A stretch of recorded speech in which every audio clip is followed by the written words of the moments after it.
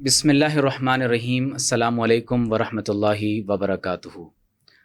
گزشتہ 2 برس سے تسلسل کے ساتھ غزہ میں صہیونی فوجوں کی جانب سے غزہ اور بیت المقدس کے مسلمانوں کا جینوسائیڈل وائلنس کا سلسلہ جاری ہے۔ اگرچہ یہ سلسلہ گزشتہ 70 سے 80 برس پر مشتمل ہے، لیکن 7 اکتوبر کے بعد سے تاحال اسرائیلی فوج کی طرف سے لاکھوں مسلمانوں کا غزہ میں قتل عام کیا جا چکا ہے اور اسٹاویشن کو ایز اے وار ٹول اس وقت استعمال کیا جا رہا ہے۔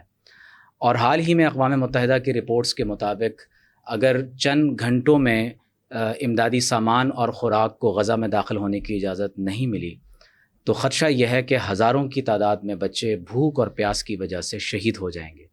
اور جس وقت میں آپ سے یہ گفتگو کر رہا ہوں تو یہ 48 گھنٹوں کا دورانیہ بھی مکمل ہو چکا ہے۔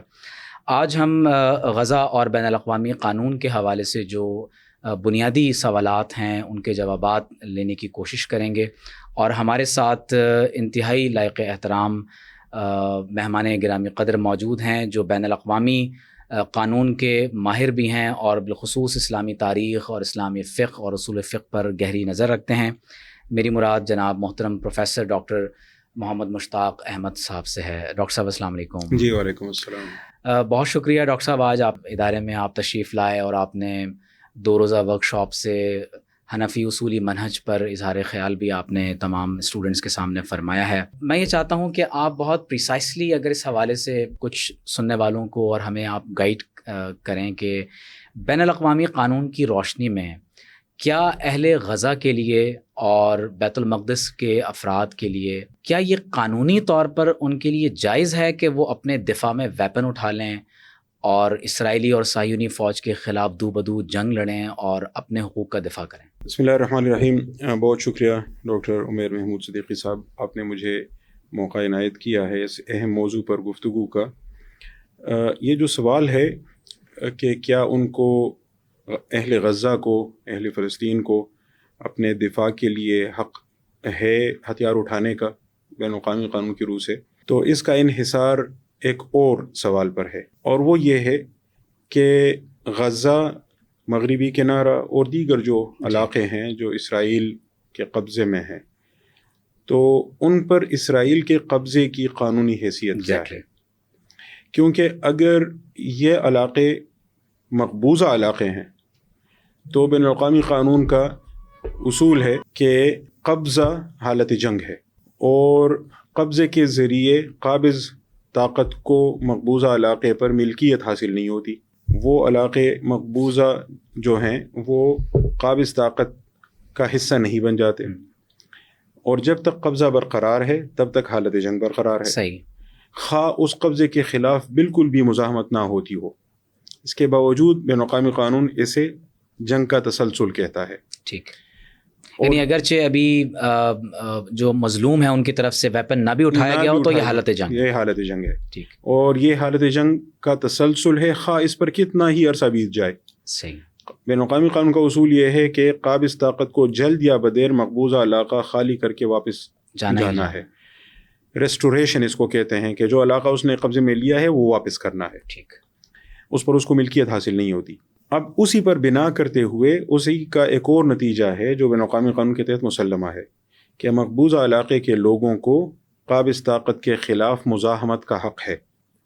مقبوضہ علاقے کے لوگوں سے قابض طاقت کی وفاداری کا حلف نہیں لیا جا سکتا۔ ٹھیک، مقبوضہ علاقے کے لوگوں کو مزاحمت کا حق ہے، مسلح مزاحمت کا بھی حق ہے، بلکہ اگر مقبوضہ علاقے سے پوری آبادی کو بھی ختم کیا جائے، نکالا جائے، ان کی حکومت ختم کی جائے، پورا علاقہ قبضے میں لیا جائے، تب بھی وہ باہر سے بھی مزاحمت جاری رکھ سکتے ہیں، جیسا کہ اس وقت غزہ میں ہو رہا ہے، جیسا کہ وہ ان کی کوشش ہے کہ مکمل صفائی کر دیں۔ دوسری جنگ عظیم میں فرانس پر جرمنی کا قبضہ ہوا، مکمل قبضہ ہوا، ان کی حکومت ختم ہو گئی، فرانس کی جلاوطن حکومت برطانیہ میں قائم کی گئی، دیگر اتحادیوں نے ان کو سپورٹ کیا، اور اس جلاوطن حکومت نے اتحادیوں کی سپورٹ پا کر جرمنی کو بالآخر فرانس سے نکال باہر کیا۔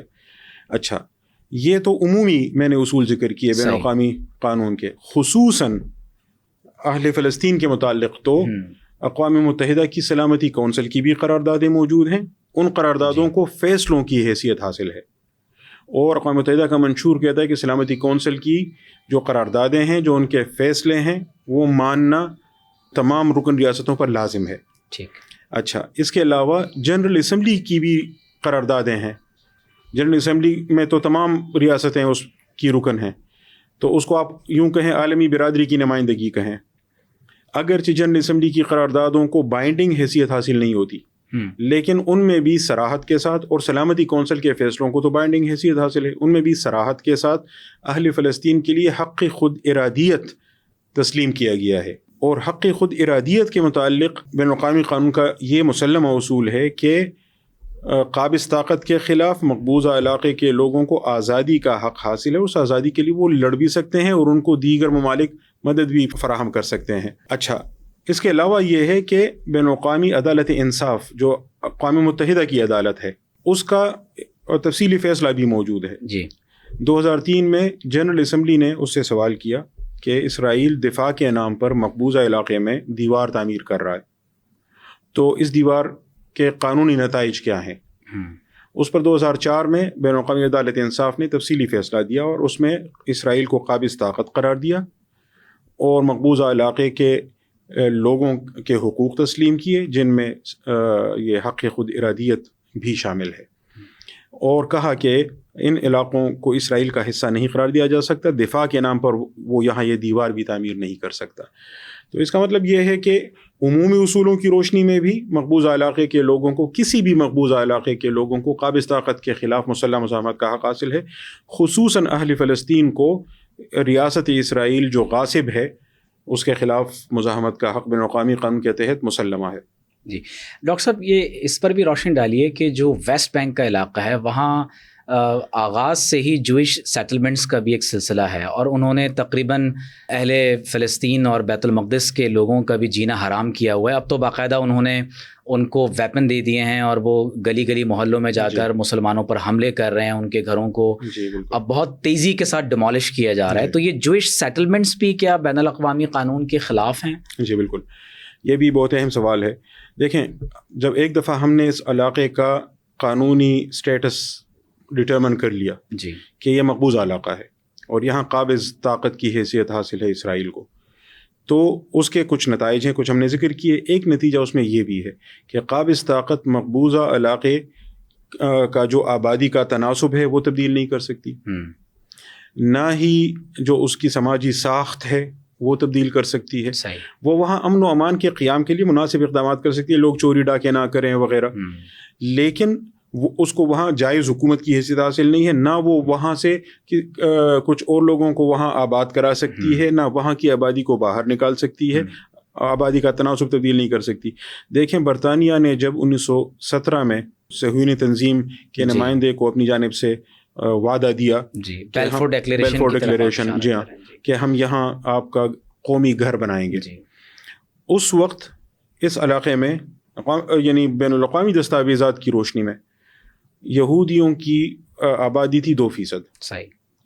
1947 میں جب برطانیہ نے یہاں سے فرار کی راہ اختیار کی، اس وقت تک یہودیوں کی آبادی بڑھ گئی تھی 2% سے 31% ہو گئے تھے. یہ 1917 سے 1947 تک آبادی کیسے ان کی بڑھ گئی؟ ظاہر دور دراز سے ان کو لا کے یہاں بسایا گیا. وہ سلسلہ آج تک جاری ہے. اچھا، اوسلو ایکارڈز جن کو کہا جاتا ہے، جب یاسر عرفات کے ساتھ اور فلسطینی تحریک آزادی کے ساتھ اسرائیل کا معاہدہ بل کلنٹن نے کروایا، اور اس کے نتیجے میں PLO نے، پیلسٹائن لبریشن آرگنائزیشن نے اسرائیل کو تسلیم کیا، اور اسرائیل نے PLO کو فلسطینیوں کا نمائندہ تسلیم کیا. اس معاہدے کے بعد بھی یہاں جوئش سیٹلمنٹس کا سلسلہ جاری رہا. اچھا، اور وہ ویسٹ بینک میں بھی، اور وہ غزہ کے آس پاس بھی، اور وہ دیگر مقبوضہ علاقوں میں بھی. اس کے علاوہ جب ڈونلڈ ٹرمپ کا جو پچھلا ٹرم تھا، جس میں اس نے ابراہم ایکارڈز کے نام پہ سلسلہ شروع کیا، اور اس نے اپنی جانب سے جو پیس ڈیل دی، جس کو ڈیل آف دا سینچری کہتے تھے، تو اس ڈیل آف دا سینچری میں بھی اس نے اسرائیل کو اس کا پابند نہیں کیا کہ یہاں مزید سیٹلمنٹس نہیں کریں گے، مزید علاقوں پر اپنا تسلط نہیں جمائیں گے. دلچسپ بات یہ ہے بلکہ افسوسناک کہ اسرائیل دنیا کی واحد ریاست ہے جس کی چاروں طرف کی سرحدیں غیر متعین ہیں. نہ اسرائیل کے آئین و قانون کے تحت، نہ اسرائیل کی کسی عدالت کے فیصلے کے تحت. اور وہ جب چاہے، اچھا ڈیل آف دا سینچری کے تحت اسرائیل اور عرب امارات اور بحرین اور سوڈان کے درمیان جو نارملائزیشن کا سلسلہ چل پڑا، اس میں بھی اسرائیل نے دیگر علاقوں پر اپنا دعویٰ عارضی طور پر معطل کرنے کی بات کی، چھوڑنے کی بات نہیں کی ہے، ختم نہیں کیا ہے. تو وہ تو صرف سیٹلمنٹس ہی نہیں کر رہا، وہ تو مزید ایکسپینشن کا قائل ہے جس کی اجازت قانون کے تحت نہیں، ایون حق دفاع کے تحت نہیں ہے.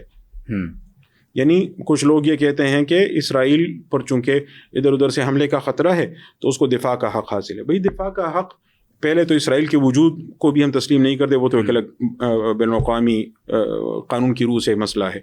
لیکن اگر اس کو ایک لمحے کے لیے ریاست تسلیم بھی کیا جائے تو اس ریاست کی حدود کہاں ہیں، وہ متعین کرنا ضروری ہے. پھر اگر جنگ میں دفاع کی وجہ سے وہ آگے بڑھ کر کچھ علاقے قبضے میں لے بھی لیتا ہے تو ہم نے ذکر کیا اس نے چھوڑنے ہیں.